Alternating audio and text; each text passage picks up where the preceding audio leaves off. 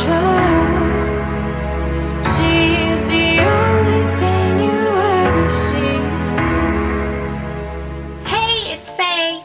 Do you notice anything different? I know I have a nose ring on. I finally achieved my, kind of, not really, my peachy pink fairy floss hair. Anyways, if you want to see how I got this hair color, just go to my vlog channel. I'm gonna warn you now and tell you that this video is going to be quite lengthy. And you know how I kind of stray away from lengthy videos? I like my videos to be quick, fast, easy, go. Okay, I'm super passionate when it comes to talking about my skincare routine and everything I've learned. Grab yourself something to eat because it's gonna be a long one. One of my highest requested video from you guys is my skincare routine. Therefore, I'm going to share with you guys what I do at night when you wear daily makeup, which I actually do not wear daily makeup unless I'm filming and I need to wear makeup. But as you guys know, a lot of my videos I am barefaced, and I know that a lot of you guys think I wear a lot of makeup and that's the reason why I have acne, but girl, chill. So the first thing I do obviously is to remove my makeup, and I like to use my Laneige multi cleanser. I always double cleanse. It's basically cleansing your face twice. I specifically like to use a solid creamy makeup remover. Then I go in with a cleansing oil. I don't have a favorite cleansing oil right now. I used to use the I'm Mini cleansing oil. Now I'm using the Magic Pill cleansing oil by April Skin. Regardless, always double cleanse. Even if you don't have two different types of cleansers, use the same one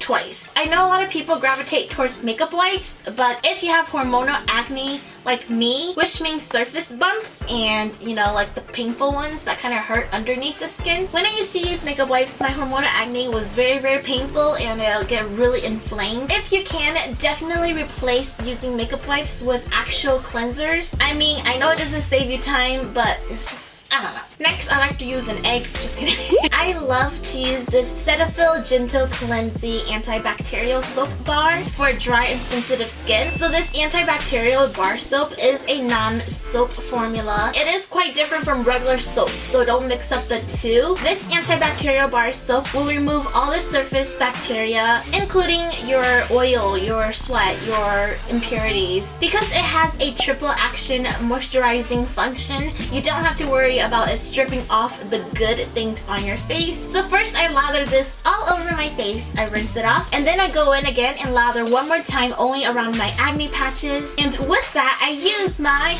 my Spin for Perfect Skin brush system. You know, sometimes when you go all day with your makeup on and you feel like very oily and just blotchy, I like to use the exfoliating brush head because that gets the work done. But I do highly recommend using the daily cleanser brush head because it's super gentle on your acne patches. I just turn it on and I just literally, with no pressure at all, you just run it across, barely touching your skin. Automatically feel the dead skin being lifted off. It sucks having acne when you have large pores as well to worry about and you're oily. Basically everything that you don't want. You have to be really mindful of your pore care. Pore care is extremely important. I can't stress it enough because that's what you can do to help your skin externally. In the shower, I like to alternate between the big body brush head and I like to go down my chest and like sometimes I reach my back like this. I do sometimes break out on my chest area, not my tooties, right here. With the antibacterial soap, it does wonders for your skin. And on another note, if you cannot find the Cetaphil bar soap, I do have a replacement for you. This is the St. Ives Blackhead Clearing Green Tea Scrub. This used to be a must-have in my skincare routine when I still had really bad acne bumps because it contains oil-free salicylic acid medication. St. Ives usually contain alternative abrasives in their washes, so you don't have to worry about them being plastic microbeads. Another thing I want to mention is that a lot of people do not like this scrub. This scrub is not good at clearing your blackheads whatsoever, but it is great at fighting hormonal acne. I used to use this one, St. Ives Blemish Control Apricot Scrub. This one actually broke me out. And I hear a lot of stories that the St. Ives products break people out. Someone else in my family who has very oily skin but little baby pimples on her forehead, she uses this scrub and it works for her, but if she uses this scrub, it doesn't work for her. You have to try things and see if it works for you. Just because it works for me, it may not work for you at all, and I hope you guys understand that. So now that I'm completely done removing all the bad oil, all the makeup residue, and unclogged all my pores, ready for skincare to actually seep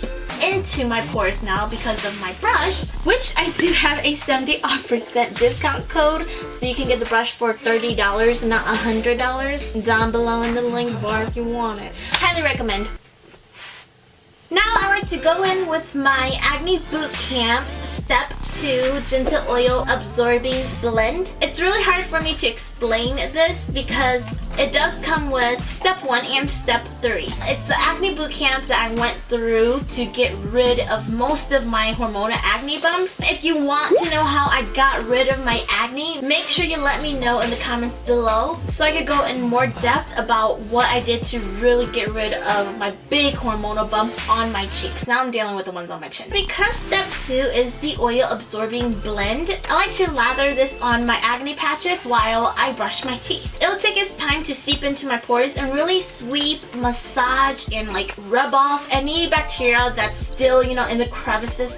Is that a word? Basically, this works as a power engine on my acne patches. That's why I only focus it on the places I need it. Then I rinse and I pat dry my face. The next step in my skincare routine is using a toner or an essence. I usually alternate between the two, so when I'm using a toner, I don't really use an essence, vice versa. I like to take a cotton pad, which, you know, I'm super hypersensitive to, either dab some toner, or if I'm using essence that night, I like to take the essence. I'm rarely using any pressure on the cotton pads around my chin area. Briefly touch the surface of my face until I reach my T-zone, then I, you know, could do it regularly. So a toner does balance back the pH onto your skin, and a toner is really good at protecting the overnight sebum production. So when I'm not using a toner, I like to use my Bio Essence. It conditions my skin. Promise you, I have been using this. It doesn't look like it much, but that's because it barely comes out. You need like literally like 2 drops of it. Like, see? It's not open. When you wash your hair, you have to condition afterwards to keep it nice and silky. That's how this Bio Essence works. It conditions your skin so it's nice and silky. I had a Laffy Taffy before I filmed. The next step in my skincare routine is to use serum. I am so in love with this age-defying skin clearing serum. A subscriber recommended it to me and I decided to try it out, and oh my goodness, it literally changed the way I saw my skin.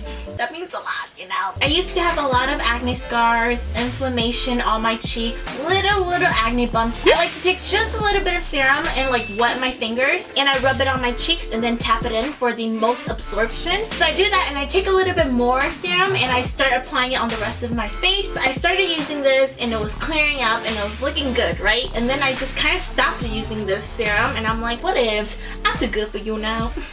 Karma. It just started looking groggy again and gross, so I started using the serum again, and I noticed later in the day, like around 5 or 6 when I'm not wearing makeup, my cheeks are still okay. They're not red and inflamed. They don't have little bumps on it anymore.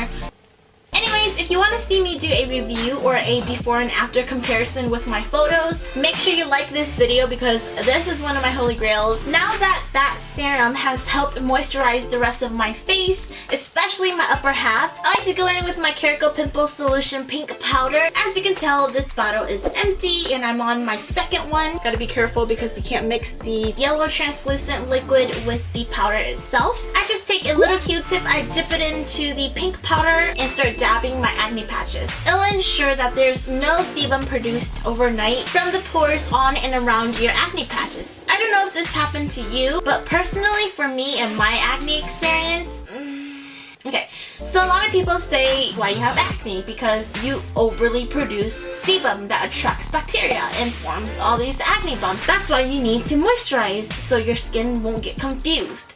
My skin is still confused. If I overly moisturize overnight and don't put on any kind of acne medication on my acne patches, I wake up with the most plumped acne bumps ever. 1, they are red, okay, that's another issue. But 2, they are hella plumped and they're like huge and they're just like sitting there staring at you, ready to eat me. In my soul. it drinks up the moisture and it just gets bigger. Like, what the hell? But trust me, it has been a long, like 1 year journey. I learned it the hard way for my skin type. Again, it may not even apply to you. I make sure that I dry out my acne patches overnight, so in the morning it's flat. Next is my eye cream. As you guys know, I've been using the Mizon Multifunctional Snail eye cream. So our eye bags fall down this way. That means you should be applying and massaging in the eye cream the opposite way to help it bounce back its elasticity. I like to take whatever's left and I just rub it down my smile lines.